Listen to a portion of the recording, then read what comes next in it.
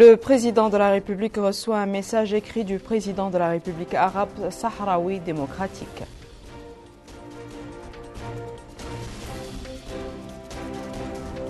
Au cours du Conseil des ministres, le président de la République a instruit le gouvernement à l'effet d'assurer un contrôle rigoureux de la présence effective des agents dans les administrations, tout en veillant à la célérité du traitement des affaires soumises par les citoyens. Dans le cadre des relations mauritano-chinoises, notre pays réceptionne le premier lot du vaccin chinois anti-Covid-19.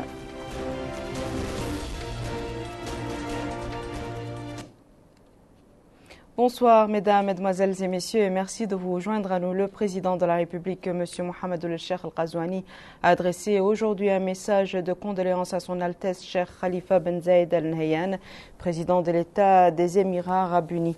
Dans ce message, le président de la République a écrit « Altesse et chers frères, nous avons appris avec tristesse et consternation la nouvelle du décès de feu son Altesse Cheikh Hamdan Ben Rachid Al Maktoum, vice-gouverneur de Dubaï, ministre des Finances.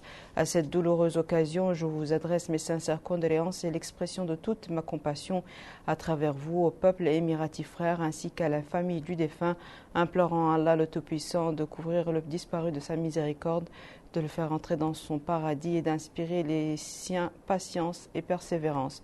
Wa inna lillahi wa inna ilayhi raji'un. Veuillez agréer, Altesse et chers frères, ma plus haute considération, votre frère, M. Mohamed El-Cheikh Al-Ghazouani. Le président de la République, M. Mohamed El-Cheikh Al-Ghazouani, a réceptionné aujourd'hui au palais présidentiel de Nouakchott un message écrit de son frère, M. Ibrahim Ghali, président de la République arabe sahraoui démocratique. Le message a été remis par M. Béchir Mustafa Seyid, membre du secrétariat national du Front Polisario, ministre conseiller en charge des affaires politiques à la présidence sahraoui lors d'une audience que lui a accordée le président de la République. Le message traitait de l'évolution de la question saharienne et des relations bilatérales. Je vous le disais en titre, le Conseil des ministres s'est tenu aujourd'hui sous la présidence de M. Mohamed El-Cheikh Al-Ghazouani, président de la République. Le communiqué final sanctionnant les travaux de ce Conseil avec Abdelrahman Hamad. Le Conseil des ministres s'est réuni le mercredi 24 mars 2021 sous la présidence de son Excellence M. Mohamed El-Cheikh Al-Ghazouani, président de la République. Le Conseil a examiné et adopté les projets de décrets suivants. Projet de décret portant nomination du président et des membres du conseil d'administration de l'Office de gestion des biens gelés, saisis et confisqués et recouvrement des avoirs criminels. Projet de décret portant nomination des membres du conseil d'administration de l'Institut pédagogique national. Projet de décret portant nomination du président du conseil d'administration de la Caisse nationale d'assurance maladie. Projet de décret portant nomination du président du conseil d'administration de l'hôpital de l'Amitié. Projet de décret portant création d'un établissement public à caractère administratif dénommé Centre de formation et d'échange à distance et fixant son organisation et ses règles de fonctionnement. La création de cet établissement a pour objectif d'avoir un outil à même de contribuer de façon efficace à la mise en œuvre du plan d'action approuvé pour le développement de l'enseignement supérieur et particulièrement à la réalisation des actions d'alphabétisation numérique, de formation à distance, de renforcement des capacités des ressources humaines, de formation des formateurs, de certification en matière d'éthique ainsi que des qualifications conformes aux normes et standards internationaux. Le président de la République a instruit les membres du gouvernement à l'effet d'assurer un contrôle rigoureux de la présence effective des agents dans les administrations pendant leurs heures de travail, tout en veillant à la célérité des traitements des affaires et questions soumises par le citoyen. Le ministre de la Justice, ministre des Affaires étrangères, de la coopération et des Mauritaniens de l'extérieur par intérim, a présenté une communication relative à la situation internationale. Le ministre de l'Intérieur et de la décentralisation a présenté une communication relative à la situation intérieure. Le ministre de la Santé a présenté une communication relative à la tarification des médicaments dans les structures pharmaceutiques privées. Cette communication propose la mise en place d'un mécanisme permettant l'unification des prix de vente de médicaments en commun accord avec les grossistes répartiteurs et les représentants des autres acteurs, pharmaciens, gérants de dépôts, conseils d'ordre. Le ministre des Pêches et de l'Économie maritime a présenté une communication relative à la mise en œuvre des mesures de relance du secteur des pêches. Cette communication propose un train de mesures tendant à rationaliser les modes d'exploitation de nos richesses halieutiques et à permettre le renouvellement des stocks et le maintien de l'équilibre des écosystèmes qui les supportent, tout en veillant à l'optimisation des retombées économiques et sociales pour les générations actuelles et celles à venir. Le ministère du Commerce, de l'Industrie et du Tourisme a présenté une communication relative à l'exposition mondiale Dubaï Expo 2020.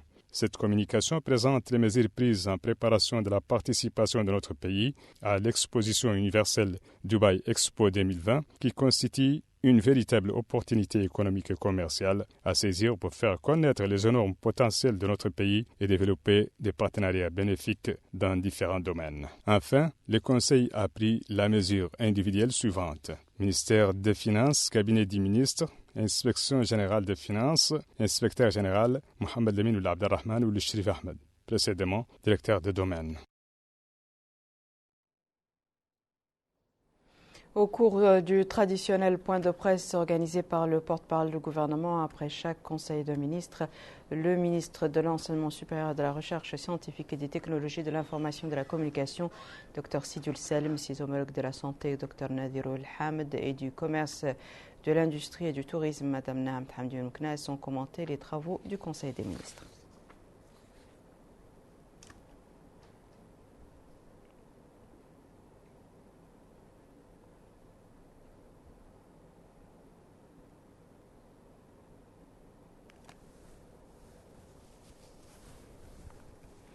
Un groupe parlementaire d'amitié mauritano-espagnol a été créé. L'annonce a été faite aujourd'hui à l'Assemblée nationale en présence du ministre de la Culture, de l'Artisanat et des Relations avec le Parlement. L'objectif annoncé est de créer un espace plus large d'investissement et d'échanges commerciaux entre les deux pays. Bokar Baylam. L'objectif de la création du groupe parlementaire d'amitié mauritano-espagnol et de renforcer les relations de coopération économique entre les deux pays. En d'autres termes, il s'agit de diversifier les investissements. À cette occasion, le vice-président de l'Assemblée nationale, Mohamed Mokhtar Sidi Taleb Neve, a indiqué que le groupe parlementaire constitue un instrument supplémentaire pour le renforcement des relations de coopération entre la Mauritanie et l'Espagne dans l'intérêt commun des deux peuples. Il a assuré que le groupe parlementaire d'amitié mauritano-espagnol trouvera le soutien nécessaire auprès de l'Assemblée nationale afin qu'il puisse mener à bien sa mission. Autre intervention, c'est celle faite par le président du groupe parlementaire d'amitié mauritano-espagnol, le député Mohamed Ould, qui a souligné que les relations officielles mauritano-espagnoles datent des années 1960 et qu'elles puisent leur richesse dans le voisinage et l'histoire. Il a précisé que ces relations se sont continuellement développées et approfondies à la faveur d'échanges commerciaux et culturels multiséculaires. Au niveau formel, elles se sont concrétisées par de nombreux accords et conventions signés entre les deux pays. Il a indiqué que ces accords portent sur de nombreux domaines tels que la recherche scientifique, notamment l'halieutique, l'échange d'expériences et d'expertise, la surveillance maritime, la lutte contre l'immigration clandestine, entre autres. Pour l'Espagne, la création de ce groupe parlementaire contribuera au renforcement et au développement des relations de coopération entre les deux pays. Comme vous le savez, l'Espagne et la Mauritanie sont deux pays proches, non seulement géographiquement, on est le pays européen le plus proche de la Mauritanie grâce à la proximité des îles Canaries. Je crois que ce qui est le plus important, c'est la proximité de nos populations et du peuple de nos deux pays. C'est dans ce sens que je vous encourage à travailler avec nous à l'ambassade et essayer de promouvoir les relations bilatérales que je dois dire, ils sont excellentes au niveau politique, comme vous avez sûrement suivi les voyages des deux ministres dans un délai très court dernièrement, le ministre de l'Intérieur et la décentralisation et le ministre de l'Enseignement supérieur.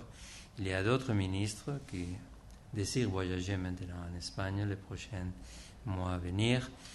J'espère aussi que la pandémie aura fin et qu'on pourra aussi prévoir une visite, votre visite au Parlement espagnol, au Congrès, au Sénat. et qu'on pourra élargir aussi le niveau de communication entre les deux chambres respectives.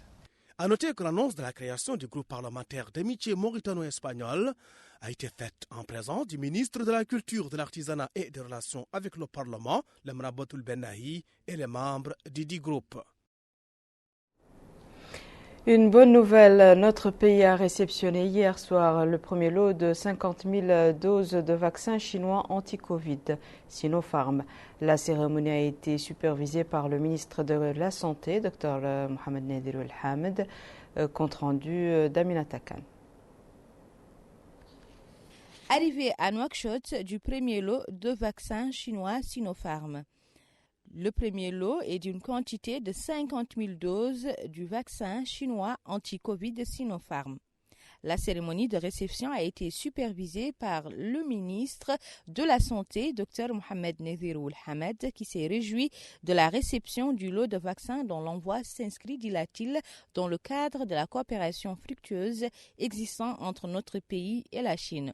Je voudrais donc, au nom de son Excellence, le Président de la République, remercier le gouvernement chinois, le peuple chinois, mais aussi le personnel de l'ambassade de Chine en Mauritanie pour l'effort qui a été mené, pour ce don qui vient confirmer la coopération très ancienne et renforcée entre nos deux pays de façon générale et en particulier dans le domaine de la santé et de manière particulière aussi dans le domaine du Covid où notre coopération a donné de très bons résultats et où l'appui de notre pays frère, la Chine, a été très utile dans la lutte contre le Covid. Et le don de ce soir de 50 000 vaccins et de 13 respirateurs constitue justement quelque chose qui vient confirmer cette coopération que nous sommes là pour renforcer davantage. Je vous remercie. De son côté, le chargé des affaires à l'ambassade de Chine, à Nouakchott, a exprimé sa satisfaction de voir notre pays recevoir cette quantité du vaccin chinois Sinopharm. Monsieur le ministre, qui a apporté beaucoup de contributions à la coopération médicale sino-mauritanienne. Et l'année dernière, pour lutter contre la Covid-19, nos deux pays se sont noués, se sont entraînés, et les deux dirigeants, mon président, M. Xi Jinping, et votre président de la République, M. Ghazouani, ont échangé les lettres de sympathie.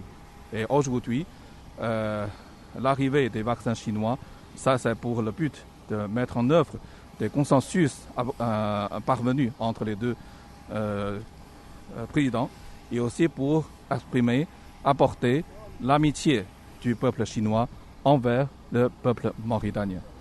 Rappelons que la République populaire de Chine a offert à 70 pays le vaccin chinois dans le but de les aider dans la lutte contre la pandémie de la Covid-19 qui sévit dans le monde depuis 2019. L'actualité relative au Covid-19 et selon les informations communiquées par voie de presse font ressortir durant ces dernières 24 heures l'enregistrement de 32 nouvelles contaminations au Covid-19 et 9 nouvelles guérisons. Ces résultats portent le cumul à 17 690 cas de contamination, dont 16 947 guérisons et 447 décès.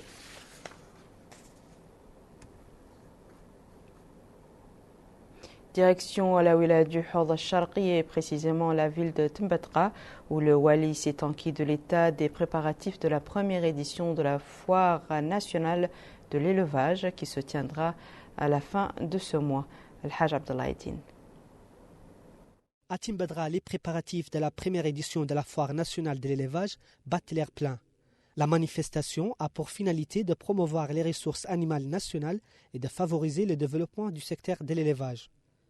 Du personnel a été mobilisé et du matériel logistique a été disponibilisé afin de bien préparer cette manifestation inédite au niveau national. Le Wali du Hawd al-Sharqi, M. Cheikh Abdallah Ouloua, s'est inquiet de l'état d'avancement des préparatifs de la foire. Le Wali a souligné que toutes les mesures ont été prises au niveau local pour la réussite de cette manifestation. Il a exprimé la disponibilité de la ville à abriter la foire de l'élevage. Cette manifestation sur laquelle les habitants fondent des grands espoirs se déroulera sous le haut patronage du président de la République. Une manifestation, dit le Wali, qui aura des conséquences positives sur la population de la wilaya du Houd al-Sharqi. Les habitants ont exprimé leur satisfaction. Ils considèrent comme ces messieurs que la wilaya regorge d'une richesse animale considérable qui mérite d'être valorisée, d'autant que la ville de Timbadra pourrait abriter de nombreuses usines de produits laitiers. La foire nationale de l'élevage, qui se tiendra à la fin du mois courant, devrait contribuer à valoriser la richesse animale, qui pourrait produire des recettes économiques substantielles. Dans la wilaya voisine, le Houd al-Qarbi, le Wali a tenu une réunion avec la population pour s'enquérir de leurs conditions et écouter leurs problèmes. Cette réunion rentre dans le cadre de la visite d'information qu'effectue le Wali dans les 4 muqata'a de la wilaya. Retour, ou plutôt compte rendu avec Amina Mentakhlil. Dans le cadre du diagnostic de la situation générale des habitants de la Muqata'a de l'Ayoun, le Wali de la wilaya du Houd al-Gharbi a tenu une réunion qui a regroupé les cadres de la Muqata'a, les acteurs du développement local dans la zone et les représentants de la population. Objectif de cette réunion, faire le bilan des sujets importants et prioritaires pour les populations, ainsi que les stratégies proposées par les secteurs ministériels afin de résoudre ces problèmes. En plus de l'Ayoun, le Wali visitera également les différentes muqata'a de la wilaya et procédera à une évaluation et valorisation des projets de développement local dans le Houd al-Gharbi. Mohamed El-Mokhtar Oul-Abdi a affirmé que la visite périodique entamée cette fois-ci à partir de Koubani est devenue une habitude indispensable au rapprochement entre l'administration et les administrés. Il a rappelé que la nature variée du spectre social dans la zone requiert une étude approfondie et des solutions précises et adaptées à ces problématiques. Des solutions qui seront proposées en collaboration avec les délégués des ministères concernés par le service de base et leur mise à disposition au profit des citoyens. Le maire adjoint de la commune de l'Ayoun, Vadmem Abdallah, a présenté une liste des préoccupations des habitants de la zone, comprenant entre autres la santé, l'éducation et l'urbanisation de la ville, devenue une nécessité urgente. Les réunions et visites sur le terrain sont régulières dans la wilaya du Houd al-Gharbi. Elles affirment l'intérêt que portent les autorités publiques aux populations démunies à travers le diagnostic de leurs problèmes et la mise à disposition de solutions adaptées dans les meilleurs délais. Cap sur la wilaya de Dakhlet Nouadhibou, la zone franche de Nouadhibou poursuit la mise en œuvre du programme de modernisation de la ville. Le nouvel abattoir de Nouadhibou, construit depuis peu, connaît aujourd'hui une extension provoquée par l'engouement pour cet édifice et l'intérêt qu'il revêt pour les populations. Mohamed Khattab. Sous peu, ces bouchers se verront obligés d'égorger leurs moutons dans l'extension de l'abattoir qui est en cours de construction dédié à leurs petites bêtes. Pour nous, dit ce boucher, cette aire qui nous est dédiée est une bonne initiative, même si nous souhaitons que certaines mesures soient prises pour que les bêtes tuées ne salissent pas trop les espaces réservés à chacun. Nous espérons, dit cet autre, qu'il y ait un approvisionnement en eau assez conséquent pour préserver la propreté des lieux et leur hygiène. Le département en charge de cette nouvelle construction affirme que les instructions de la zone franche de Nouadhibou sont fermes quant au respect des normes de qualité de l'ouvrage. Pour l'ingénieur Sidiya Oul Suleiman, toutes les dispositions de respect des normes de qualité et d'exigence environnementale sont rigoureusement prises en compte dans la construction de cette extension que la zone franche de Nouadhibou a engagée au vu de l'affluence que connaît le nouvel abattoir, sans doute à cause de sa proximité de la ville et de l'intérêt qu'il revêt pour les populations habitant non loin d'ici. La nouvelle extension de l'abattoir central de Nouadhibou est dotée d'un déversoir et d'égouts conduisant à un réservoir moderne conforme aux critères recommandés. Dans les activités politiques, le vice-président du Parti de l'Union pour la République UPR, M. Mohamed Yahya Al-Harma, a participé par visioconférence aujourd'hui au centre de formation et d'échange à distance de Nouakchott à une réunion des partis politiques africains et du Parti de la Fédération de Russie. Cette réunion s'inscrit dans le cadre du suivi de la mise en œuvre des résultats du sommet russe de Sotchi entre l'Union africaine et la Fédération de Russie. Sommet tenu le 25 octobre 2019 dans la ville russe de Sotchi avec la participation du président de la République, M. Mohamed El-Cheikh Al-Ghazouani. Dans son discours à ce sommet, le président de la République avait déclaré la Fédération de Russie et l'Afrique, en plus de l'amitié et de la coopération qui les unissent, partagent de nombreux principes et positions et sont animés de la même volonté de construire un ordre international multipolaire plus juste et plus équilibré pour établir un système de croissance durable. Ensemble, ils soutiennent les causes justes et combattent toutes les formes de violence et de terrorisme, contribuant ainsi à l'instauration de la paix et de la sécurité dans le monde.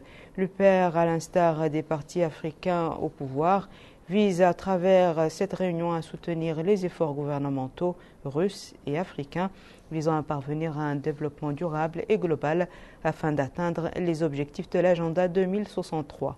Étant donné que la Mauritanie est entrée officiellement dans la zone de libre-échange africaine depuis le 1er janvier 2021.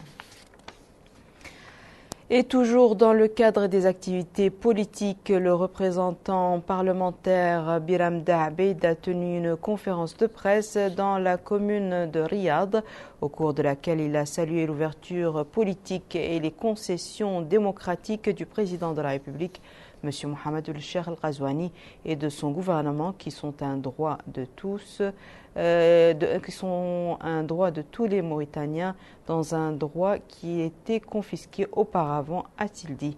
Écoutons les propos du député Biram Da'abeid.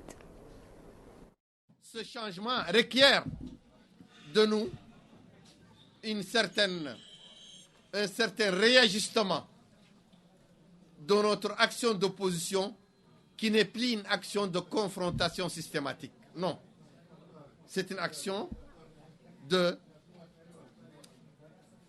mesure et de quantification des concessions que le pouvoir en place fait face à l'opposition. Et on doit agir en conséquence. On doit occuper les terrains des libertés démocratiques, les terrains de la pacification de l'espace civil. Donc nous ne sommes plus interdits d'aller à Célibabi, d'aller à Rosso, de circuler sur le territoire national pour rencontrer les populations, les organiser, non. Nous sommes maintenant permis et on doit jouir de ce droit fondamental relevant des libertés publiques, un droit qui était confisqué auparavant. Nous devons aussi jouir de cette liberté d'association, de réunion, liberté de parole, qui a été consacrée par le nouveau président Mohamed Cheikh Al-Ghazouani. Voici à présent, mesdames et messieurs, le rappel des titres. Le président de la République reçoit un message écrit du président de la République arabe sahraoui démocratique. Au cours du Conseil des ministres, le président de la République a instruit le gouvernement à l'effet d'assurer un contrôle rigoureux de la présence effective des agents dans les administrations, tout en veillant à la célérité du traitement des affaires soumises par les citoyens. Dans le cadre des relations mauritano-chinoises, notre pays réceptionne le premier lot du vaccin chinois anti-Covid-19.